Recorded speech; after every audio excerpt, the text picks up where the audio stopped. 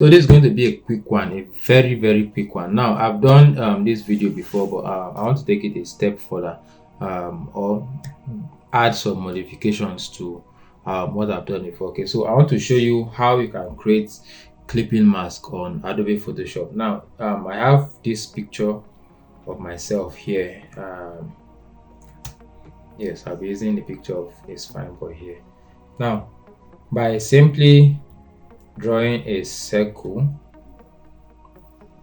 right, by drawing a circle, and you can see my layers panel from this part of my screen. Putting this layer at the back. Now this picture, this particular picture, there is a stroke, there's an outline on the picture, and we often create files like this. Okay, I created a stroke to the back of this, to the outline or to the side of this picture. So I want to put this image inside this shape. So ensure the image is directly on top of the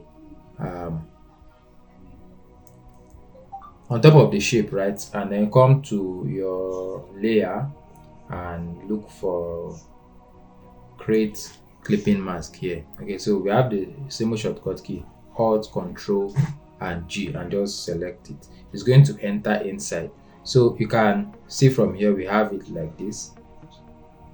Right, so you can then increase the size. But then oftentimes we see designs where this is like where I'm taking where I want to take it further, or where I want to take it ahead now, or modify the regular one, you know. Now we often see files like this whereby the head, I want to bring out the head. All right, so what I'll just do is do Ctrl J and duplicate. So I've duplicated this particular image. It's directly on top of the previous one, so I can use any of my lasso tool and select around this part and then mask it like this. So I'm going to have this. So we have before and after, or I can just brush around it, around this part. I think there's a little, what do we call it, blemish around that side. Now so I have something like this. So I can now, maybe I can give an outline to this picture. So this gives me the illusion of I have this image. I can now group all of this.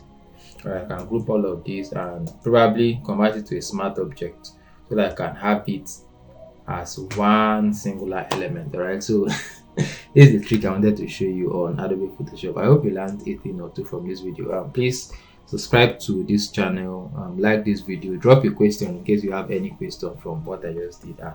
I'll be very happy and glad to answer those questions. Right? So this is ApMedia. I'll see you on the next one.